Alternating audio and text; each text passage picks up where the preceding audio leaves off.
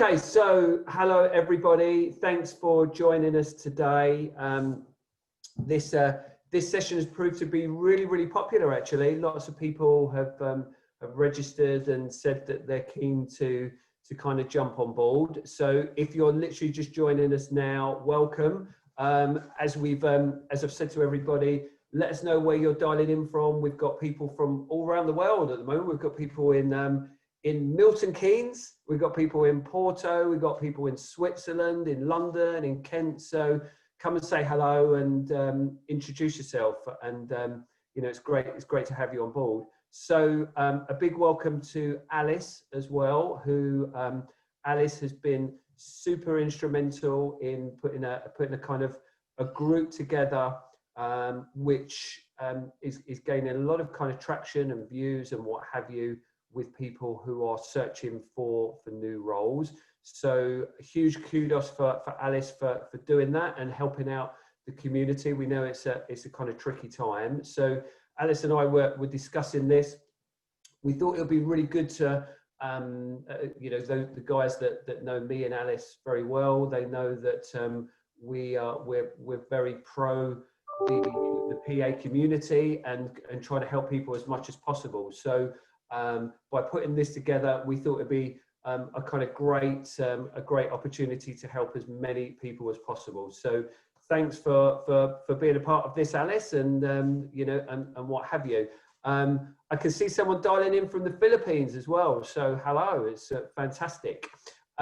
So a little bit of an introduction for those that don't know me. I can see quite a few familiar faces and names on here. That's great, but there's also a few people that I've not seen or spoke to before. So so my name's Paul Kelly, obviously, and I am a recruitment consultant by trade, and I've been working in recruitment now for over 20 years. And within that time, the main focus of the recruitment that I've been working in and alongside is secretarial and PA vacancies. So I used to work for a small independent recruitment agency. And 10 years ago, this August, actually, I set up an agency called Strictly Recruitment with my business partners. And we've kind of we've grown our business from 2 people into the model that we are now as one of the market leaders in business support recruitment. So although I've never worked as a PA or as a business support professional before, business support is kind of embedded in what I've been doing throughout my career. So it's something that is very close to my heart, and it's what I've been working in all of the time. Over the last kind of 3 years or so, my role has changed quite dramatically as the business has grown, and I've done lots of external training, and I'm now proud to say that I'm a fully qualified NLP practitioner and practicing life coach, and I help people achieve the goals that they're looking to achieve, and that's something that's a huge passion of mine. And a lot of you will have already seen that we set up a new network in March of this year called the Business Support Network, which has grown from 0 up to 1,500 people now, which provides support, training, advice, interviews, tips, and what have you for business support professionals, and trying to help them through their career and what have you. And the eagle-eyed amongst you today will have noticed that we've launched a brand new event, which is happening on the 1st of October. So for those of you that are interested in perhaps setting up a virtual assistant business, we've made an announcement today that the event is happening on the 1st of October. And we've assembled 10 of the best virtual assistant coaches around to educate our audience and help them go off and set their own virtual assistant business. So exciting times ahead for the network. So come and join us if you haven't already. So we're joined by Alice. A lot of people know Alice. Do you want to give yourself an introduction on you, Alice? Yeah, go for it. I'm hoping my internet signal's going to hold out because I've had patchy calls today already. So sorry if it does cut me off. But yeah, so I'm Alice Scutchey. I founded the Canary Wharf PA Club in February last year. Which has grown, and I've built up a really good network of assistants. We used to meet kind of weekly, or we do development training, which obviously all stopped because of COVID. I myself work as a PA, so I've just taken on a new role at Quintet Private Bank. Before that, I was with American Express and Citi, so I know the job really well. It's all I've ever known. I'm really passionate about the job, and I really recommend it as a career when I speak to people, and that's kind of why I set up this group, because I know it's a really difficult time at the moment. The environment is incredibly tough, and just it seems that every time I'm going on LinkedIn or I'm speaking to someone, another assistant's been made redundant, or they're just not happy in their role for some reason. So that's really why I set up the group, and obviously then speaking with Paul, who obviously has the recruitment knowledge, it just seemed like a really good idea to sort of put our heads together and try and help you a bit more proactively, rather than just you having to go out there and find help and advice. We can bring it to you. So so thanks for being here. It's great to see so many of you on the call. I recognise some faces, so nice to see you all, and hopefully not too long and we'll be back meeting in person. Let's hope so, Alice. Indeed, I think all of us are really hoping that will happen very, very soon. So, okay, look, let's get to it, because everybody wants to hear the bits and pieces that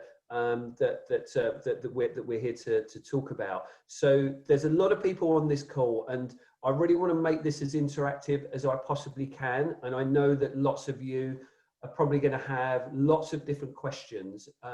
I am happy to answer as many as possible, but I've reserved a bit of time for that, because I know that these things often take a bit of a life of their own. So I have reserved quite a bit of time at the end of kind of giving you some pointers to talk through some questions.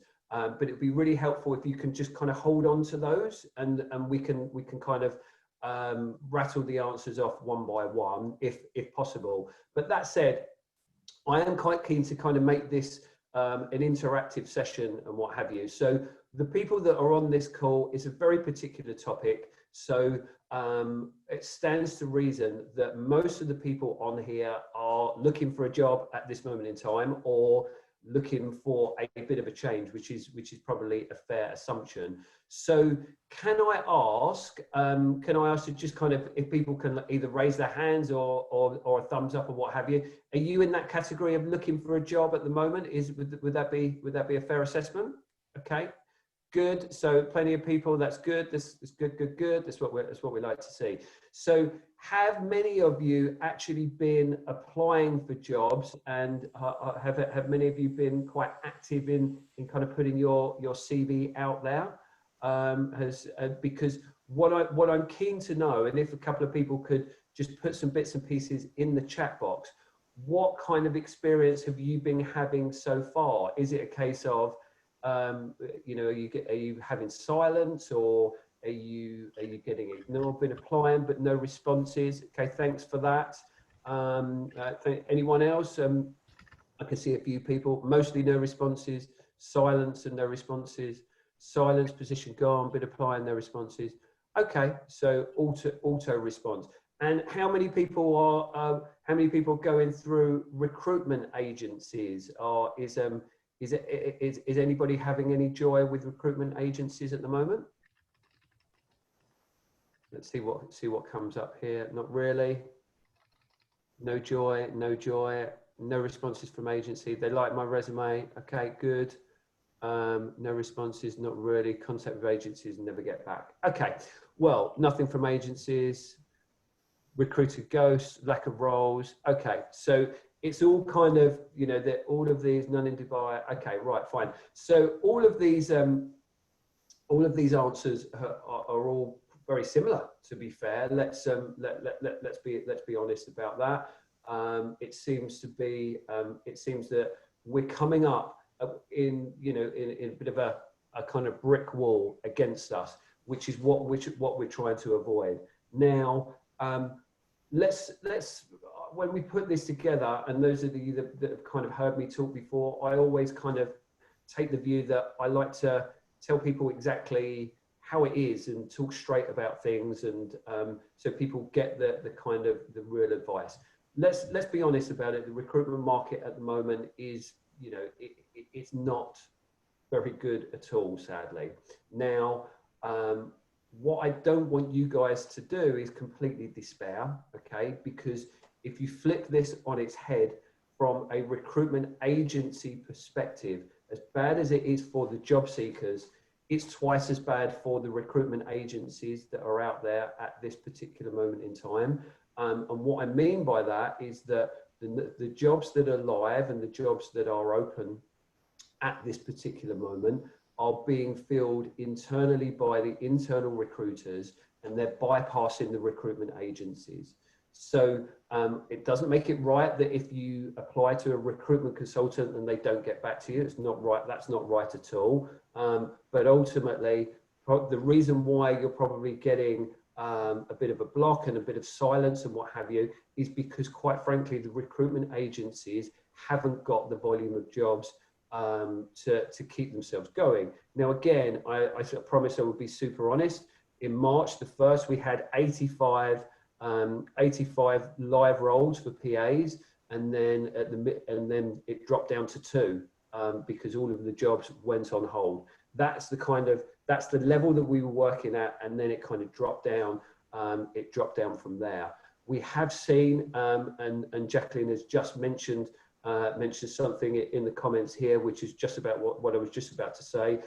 We have seen some agencies advertising different jobs up on different websites and what have you. I have no idea why recruitment agencies advertise fake jobs in a buoyant market, let alone in a market where we are at this moment in time. I don't know why people still do that, essentially, but it is quite easy to spot fake jobs because 9 times out of 10, and especially at this moment in time, if you see an advert from an agency and it is fairly generic and it's talking about, oh, we've got an amazing job in an amazing company working for an amazing person, and it lacks detail and clarity of what the role actually is, then that to me would be a red flag that perhaps this job isn't a potential real job that's out there.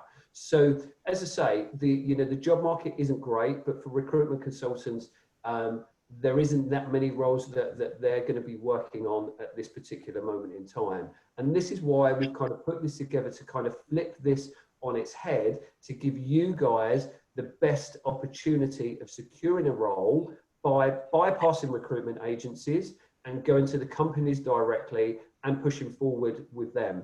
Now, I know that the direct hire model is something that all of my clients love, and they still use us, and they still use us in a buoyant market and what have you.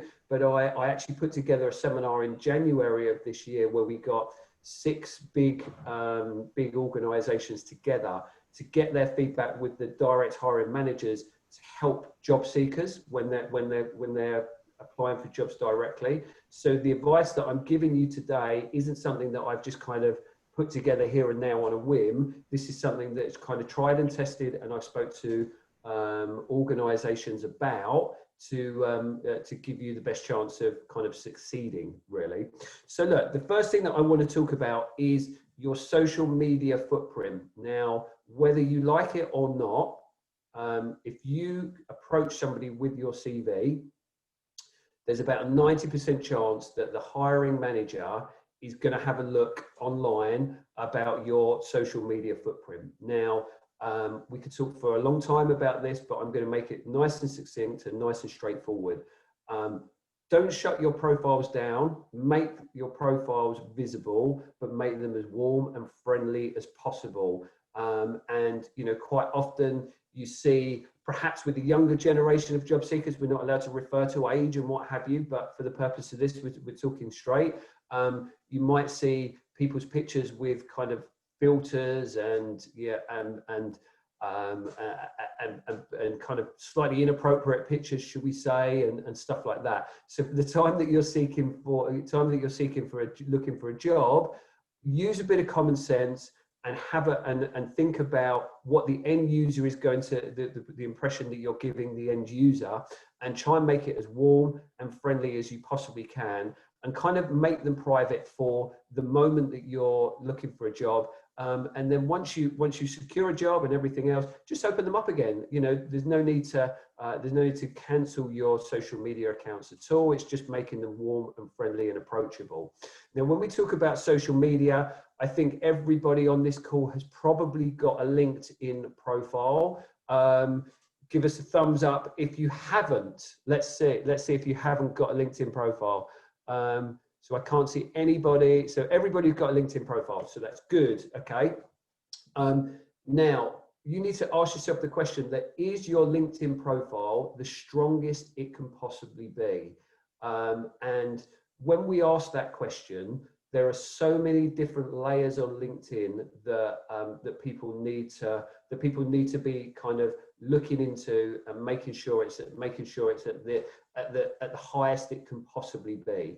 Now, LinkedIn cannot be underestimated as a social media tool in terms of when it comes to looking for a job. I think there's something like 600 million users worldwide on LinkedIn, and the stats say that only 2% of the users on LinkedIn actually make any posts on there, but that people use it every single day, but people are kind of on it and looking at people's content and looking at people's profiles as well. There's a whole host of different features that people can use behind the scenes, which are actually going to help them in their job search. But the first thing that I'll say is make sure that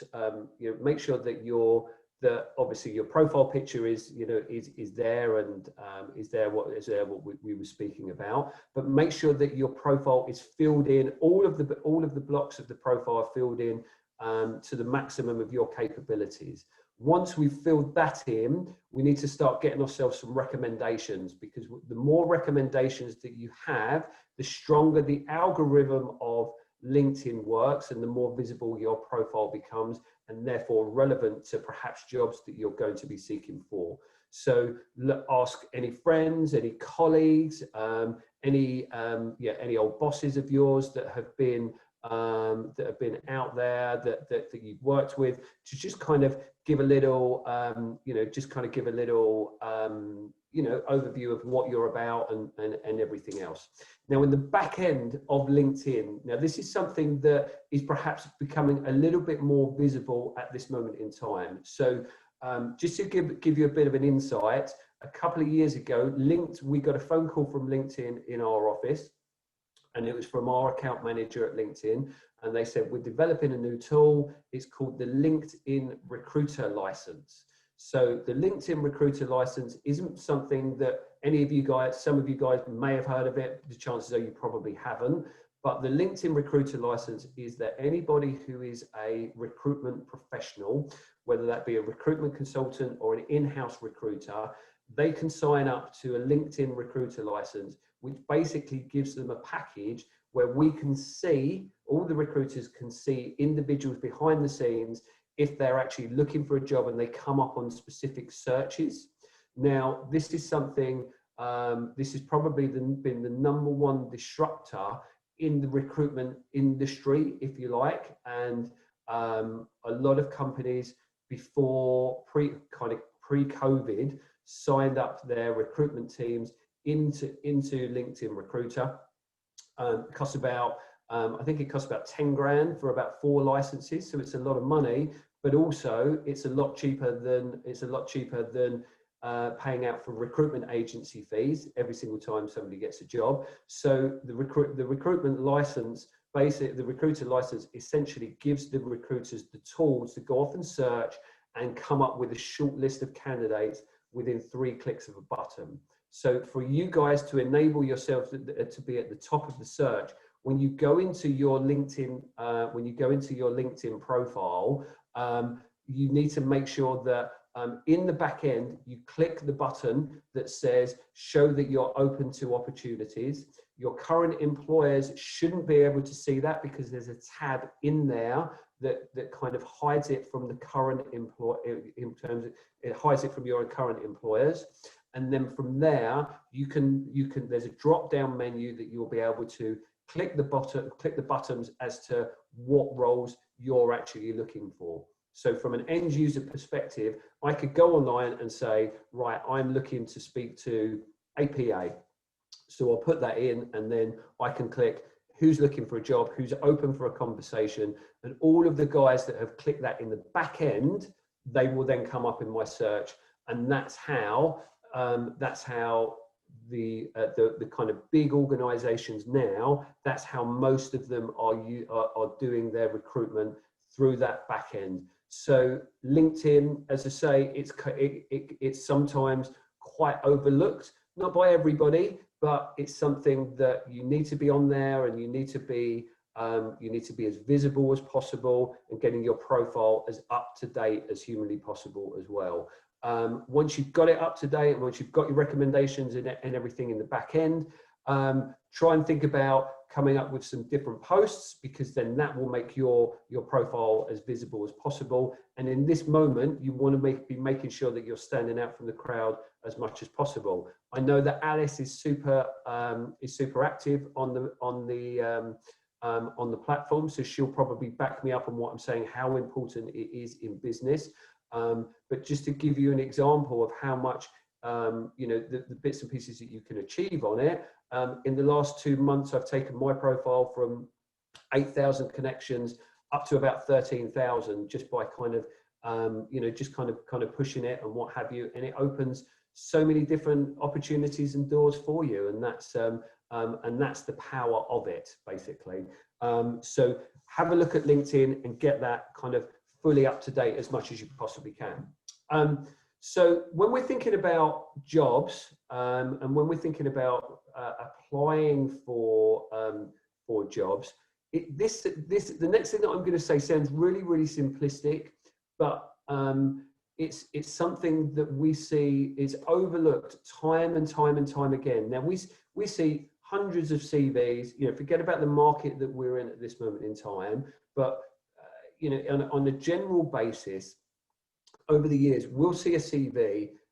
So somebody, let's give an example. Somebody's applied for a job in an insurance firm, and the put on the advert, okay, previous insurance experience required, and a CV would turn up, and we see lots of CVs that from people that would say, I'm currently working as a PA in a leisure centre, and I'm looking for a similar challenge, but they've applied for a job that's working in an insurance company, and the advert says that they're looking for somebody very specific. Or it could be we're looking for a role with somebody, we're recruiting for a role where somebody has to have XYZ experience, but then somebody's put on their CV they've got ABC, and they're looking for a similar thing.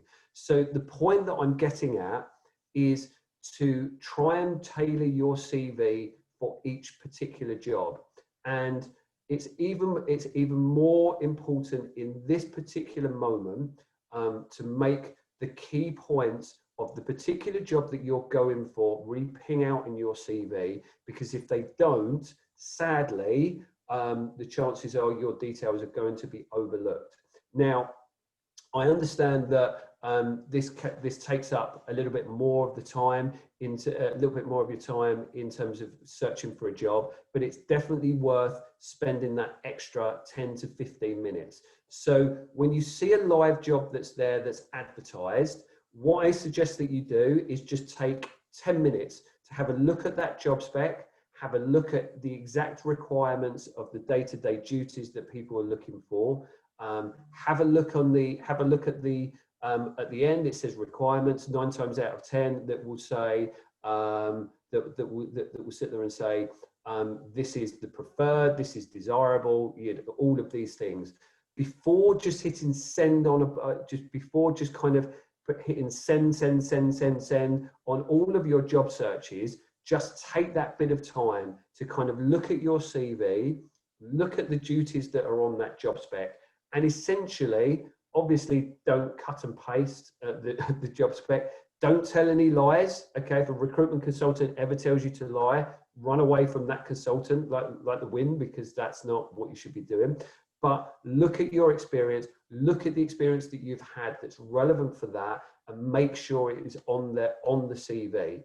Now, this is the third recession, if you like, that I've worked in, and after each recession, every single direct hire recruiter will almost have a checklist. So when a job comes live, they will have a list of things that they will want to see for each particular requirement, because money is tight for these people. They want to make sure that they get the right person. So they will sit there and say, this person X has got X, boom, boom, boom, boom, boom. Yes, move on to the next CV. This person Y has got boom, no, no, no, discard. Move on to the next one. Yes, move on to the next one. So that's what you're up against, because you're always going to be up against lots and lots of people who are going to be looking for the job. So it's just about making sure that your CV is the most relevant to that particular job, that you can get it. So spend that extra 5 to 10 minutes to really just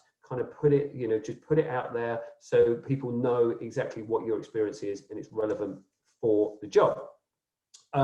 Okay, so this is a bit of an outside of the box suggestion for everybody, but bear with it, because I know that it's something that everybody loves.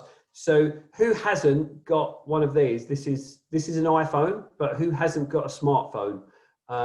Let's see if any. Has Jackie? Do you have one or not have one? Is that a thumbs up for having one? Not having one.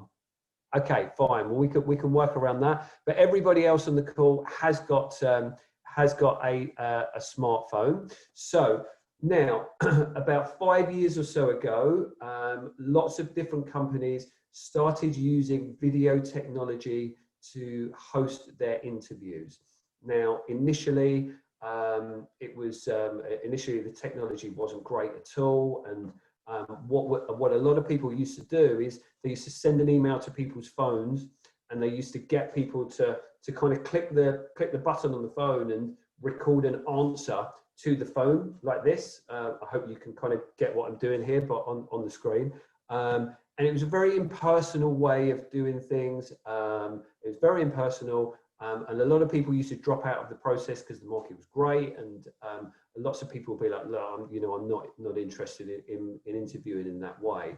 But the process has evolved a hell of a lot, and also we all know what's been happening in the last few months. We know that most interviews first round interviews anyway are done virtually this way. But the suggestion that I've got for you today is a tried and tested method to really kind of get your experience from there and ping it out to take it up to the next level.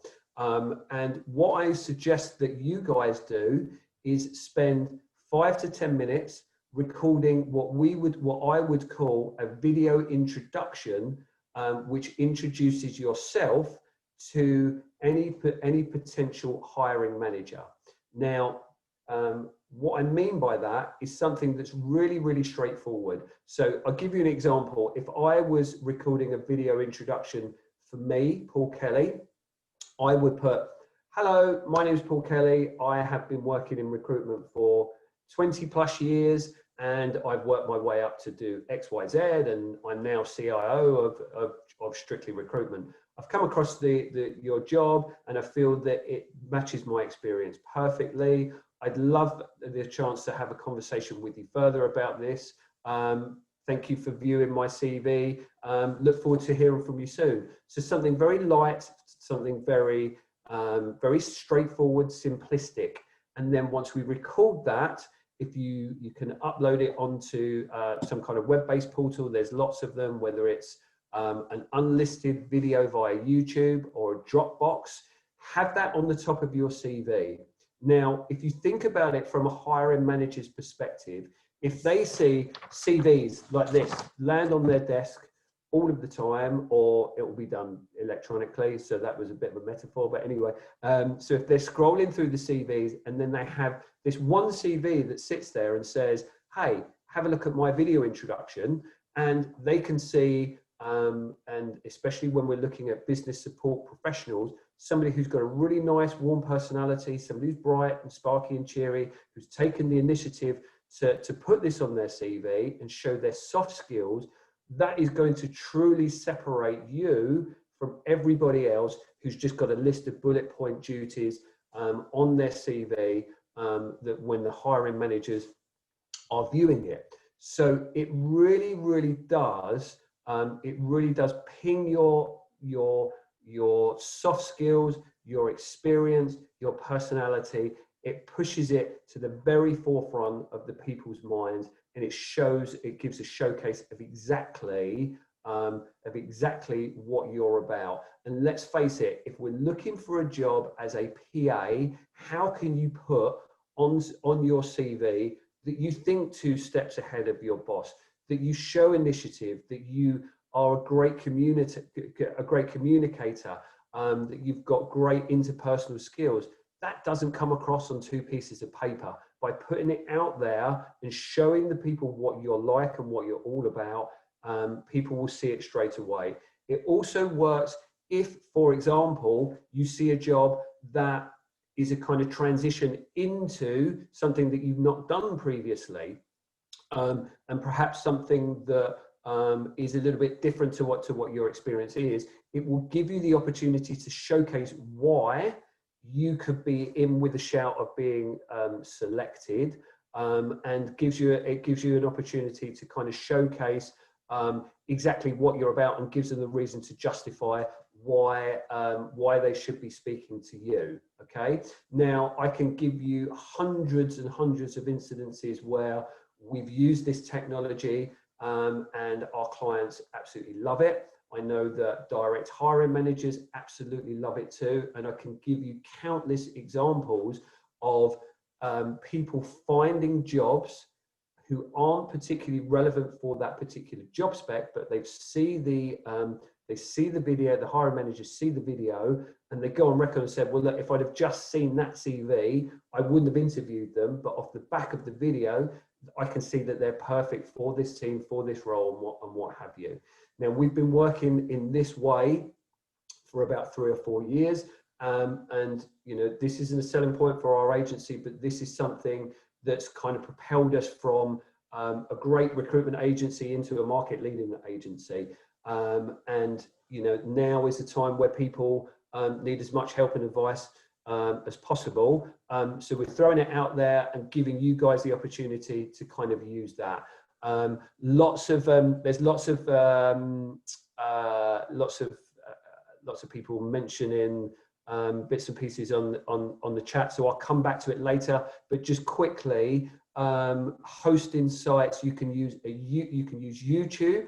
If you post it up onto YouTube and then put the video as an unlisted video, then that means it's not in the public domain. That means that it's a private link that only people who have got that link can actually see. Or there is a website called Dropbox, which you can put it, which you can post it up in. But I'm also sure that a shared Google Drive, you'll be able to kind of host a separate link on there. But Dropbox and YouTube are the 2 easiest ones.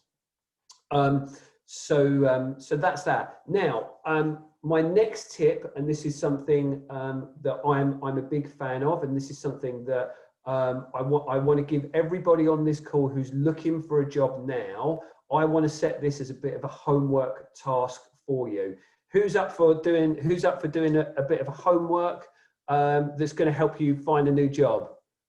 Let's have a look. Good. This is what we like to hear. Sorry to be a bit school teachery. I really apologise for that. Sorry.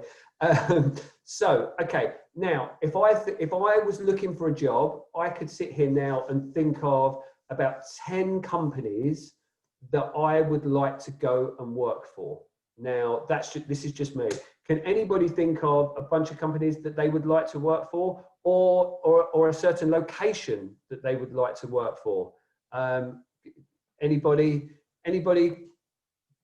thumbs up if they can think of some companies? Yes. Any locations they can think of that they would all like to work in? Okay, good. So the point that I'm making is that we've all got certain requirements. Okay, I've got you know, things that I would like to kind of achieve as my dream job. So what I'm going to suggest to everybody is to go off and go and approach those companies and go and try and make something happen. Because if you try and make something happen, there is a chance that it's going to happen. If you don't try and make something happen, it's definitely not. Okay, so it sounds very straightforward. So we've now got our LinkedIn profile the best it could possibly be. We've got a CV that we can use as an interchangeable document that we can kind of filter for different things. We've got a video introduction that is amazing that pings us. So let's use all of that information and go off and start speaking to people directly and see if we get any feedback from them. So I was speaking to somebody a couple of days ago who wanted to work in Surbiton, and I said to her, okay, so your dream job's in Surbiton, what are you looking to do? And she said, well, look, this is what, okay, so let's jump on Google. So we spent 5 minutes, we found a list of 20, 30, 40 companies. I said, right, okay, with these companies, let's go off and approach them.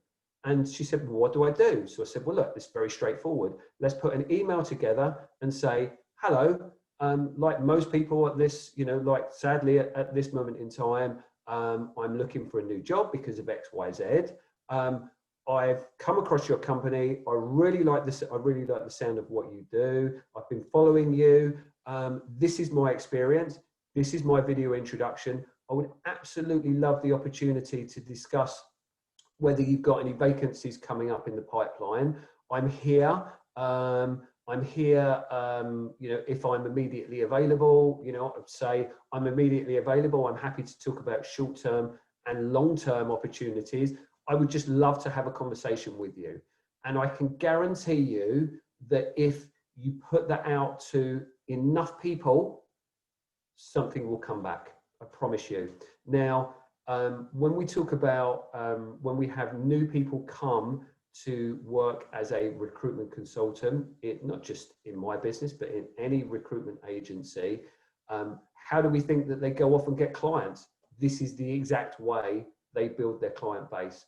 So what I'm doing is taking 20 years of building client relationships, passing it over to you and telling you how the industry works. So instead of the hiring manager getting an email from a recruitment consultant that they're going to have to pay between £5,000 to £10,000 for their services, they're getting the same email from a job seeker for free who's right at the top of their game. So you can see that ultimately these tiny little things are really going to set you apart from lots of other people that are out there looking for a job at the moment. Now, I would encourage people to send as many of these applications as possible to as many people as possible, because obviously we would just be approaching the company straight off the bat, not even if they're looking for a job or they're not, and then seeing where it takes us.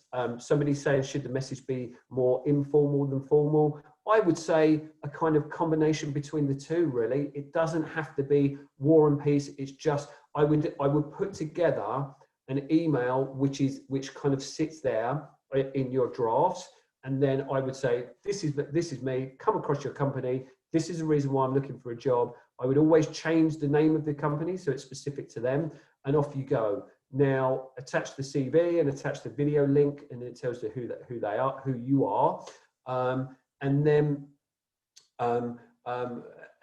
from there, if the company isn't actually recruiting at that particular moment in time, don't panic, because most companies will have a policy where they will keep your CV on file. So when a job does come up, you'll be at the front of the queue. They could sit there and say, oh, hey, there's Jane, there's Olga, there's Michaela. I'm just looking at people's names that I can see around my little box on the screen. And they then won't have to go to market. They can just draw back on, on your CVs, and off you go. So I can pretty much I can pretty much bank on knowing what hiring managers like and what they're all about. These kind of behind the scenes tips will definitely give you a little bit more progress. And I think that, you know, let's go back to right at the very beginning of the conversation. We threw it out there and said, what are you getting from recruiters? What are you getting from people? You're getting silence, and it's that strategy at the moment isn't working. So we change our strategy on its head. We look at something different. We put some outside of the box things in there, and it keeps you in control of your job search, and you know exactly where you stand, and you're not relying on agencies who aren't getting back to you, basically. They're my kind of main tips that I would give to you guys. There's lots of other conversations that we can have about interviews and what have you, and everything else. But that you know, we'll be on the call for another 4 hours, which will get a bit tedious for everybody. But you know, we can do something else with that. So look, if anybody's got any questions, as I say, I've blocked out quite a bit of time to answer as many questions as possible. So please feel free. If anyone wants to jump off mute, feel free. If anyone wants to kind of put stuff in the oh, Danielle, look at this. This is Danielle. This is one of my clients. Hello, Danielle. Hope you're well. She's put here, from a hiring manager's point of view, the video links are a fantastic way to get to know the candidate. Get to know the candidate straight away. Agree with Paul. Bullet point, few top skills in your introduction emails. I promise you that wasn't pre-planned, that a client is kind of on the call as well. I promise you it wasn't, but thanks for your input, Danielle. That's great. Okay, do you read cover letters with CVs? Honestly, I don't think recruiters do, to be fair. I don't think that they would read a huge cover letter at this particular moment in time, because of the sheer volume of different people that are applying for the jobs. I think that they will get forgotten. But by replacing the cover letter with a video on there, it makes it more succinct. It makes it more dynamic and fresh, and a completely different approach to everybody else who's sending cover letters. So hopefully that answers the questions. Are you seeing any industries with roles more so than others? It's not necessarily an industry thing at the moment for what we're seeing. I think the general consensus in the market is that everybody is waiting with bated breath to see what happens in September, October, and beyond, because a lot of people, what they're doing at the moment is they're focusing on their return to work plan, which is taking up their time. And then from there, we're hoping that recruitment kind of will get back to the kind of levels that it was before. But I am seeing a number of roles that are out there. It's just they're all being dealt with directly because of cost saving reasons. So as I say, that's why I said to you at the beginning of the conversation, please don't despair, because there are some jobs out there that just not 9 times out of 10 being delivered to recruitment agencies. Should we take the word assistant out of our job titles because the way work styles are changing? Job titles is a funny one. It's always personal preference. I guess it's a really difficult question to answer, because the word assistant, is being pushed, I would say, to perhaps the forefront of the community at the moment. I think a lot of it is it's a more Americanized phrase.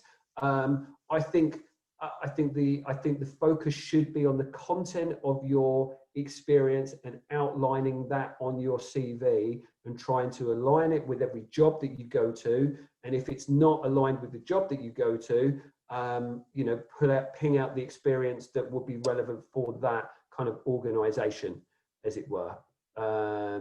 Okay. I'm a novice with this video stuff. How do I learn it on YouTube? You don't need to learn it on YouTube, Jacqueline. Honestly, just be yourself. Nice, short, no more than a minute and a half. Introduce yourself. Tell people what your experience is.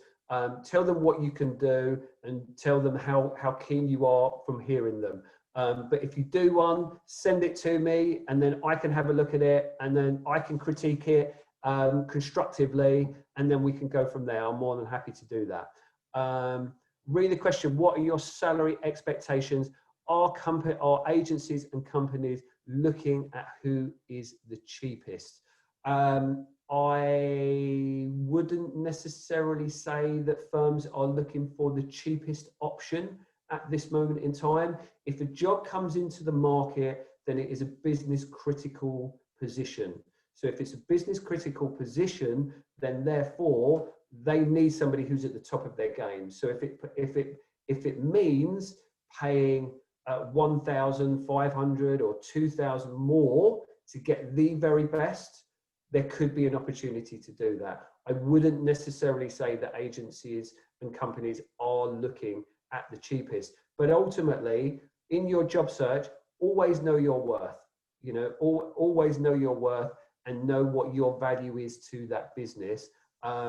And, you know, and be realistic with your expectations, but don't be battered down, you know, on that side of things. Somebody said my previous role was finance-based. Are a number of people being made redundant from these positions, or is it also quite stable? I would say finance roles, the ones that come into the market, would be business critical based. So I wouldn't necessarily say that these guys are being made redundant, because the teams in the finance are the ones that pull the strings, that keep the companies afloat to kind of keep them going, basically. So I wouldn't necessarily say that the finance teams are getting kind of huge redundancies, basically. Okay, what else have we got? Are there a lot of VA roles? There are a lot of VA roles which are more EAPA roles. They also have a number of skill sets. What are your views on this? I think the VA model is huge at the moment. And I think that I do think the VA model is huge, and it's something that that can't be ignored. From an agency perspective, we're trying to kind of push ourselves at the forefront of that. I think it's an avenue that if people at this moment in time are out of work, I think it is an option that people should consider quite seriously. Even if you don't go ahead with it,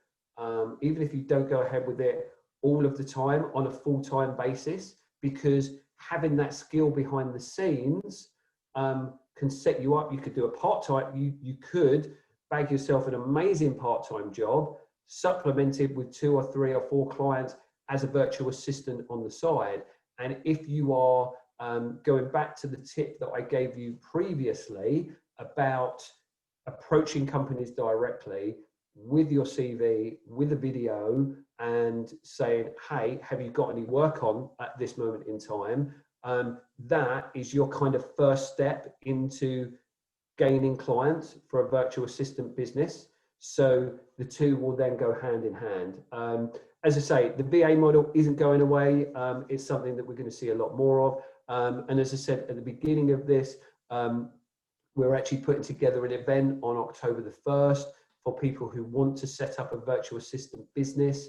And we've got 10 of the best VA trainers in the country giving their advice and opinions on that. And we've launched that today. And I can also see that a couple of the trainers are on this call as well. So welcome along. Should we disclose our current salary when asked on job applications? If you're asked directly, yes, but I wouldn't. If it's a voluntary decision, I would just leave that blank personally. But if you're asked directly, then yes. Never tell any lies on a job application, but definitely yes. Okay, so somebody is saying that that there's a job on here, which is great. Thank you for sharing that. The job description is very detailed. That's great. That gives everyone an opportunity to look at that job spec and make changes and what have you. That's great. What is the situation regarding reception roles? Reception roles is a tricky one because obviously a lot of people are still out of work, not out of work, not in the office at this moment in time. I think reception roles obviously are going to return because everyone needs someone at the front on front of house, right? And it's it's a very vital position in any organisation. So it's a difficult one to tell what the future looks like long term. But as people start to return to work and start hosting, live client visits and what have you, front of house staff will always be needed to call upon and look after the clients that are coming through the doors. Okay, this is as a newbie to your group. Okay, thank you for that. Somebody's saying that's great session, so thank you. That's great. Really appreciate that. I'm not skirting over that. Thank you so much. It's lovely. I'm just kind of rattling through the questions, but thank you for your really kind words. LinkedIn recommendations. The dates of these are visible. Is it odd to have a whole host of recommendations from August 2020? No, not at all. I think I don't think anybody's going to question it. Just try and get as many recommendations as you can. Somebody's saying that they've been a VA for the last year. It's a great gig. Brilliant, Heather. That's great. I'm glad to see it's going well. Hopefully some of the tips before helps you with client retention and get some new clients. Let's hope that'd be great. Another helpful meeting. Thank you. So if anybody's got any more questions, please feel free. If anyone wants to come off mute, then feel free. Fingers crossed, you got some value in this, and fingers crossed there were some bits and pieces that you guys can take away from this. I'd love to connect with you, but what I would also love is if people do kind of do the homework, and I would love to hear from you guys if people, and just to see how you're getting on with it. And I'd love to see what kind of results that you're getting. If you're still getting resistance, please drop me a line and we can chat. But also, if there's success stories as well, if somebody kind of gets an interview or a conversation or somebody comes back to them, I'd love to hear about those things. So what do I think as a recruiter about a hybrid CV format? I'm trying to change my career, don't have the exact experience. Those transferable skills from reception. Do I have any extra tips? I think a hybrid CV, look, I think to play it safe, I think a quick video introduction with the CV there, I think will be sufficient. I think that the key behind it is to keep things as simple as possible and not overcomplicate things. So hopefully that answers your questions. It's quite a few. We're Citibank are hiring, so that's good. Paul, if you do not receive a response from a direct application, would you reach out to the hiring manager to follow up? I would send them a connection request on LinkedIn, and within that connection request, because it's a less intrusive way of doing it, I would send them a LinkedIn request and basically saying, hey, this is me, I applied for one of your jobs, I'd love to connect. And then that way it's a very subtle approach, but also it kind of pings your experience out as well at the same time. But what I would perhaps take it that one step further. I would perhaps apply for a job and then straight away put that LinkedIn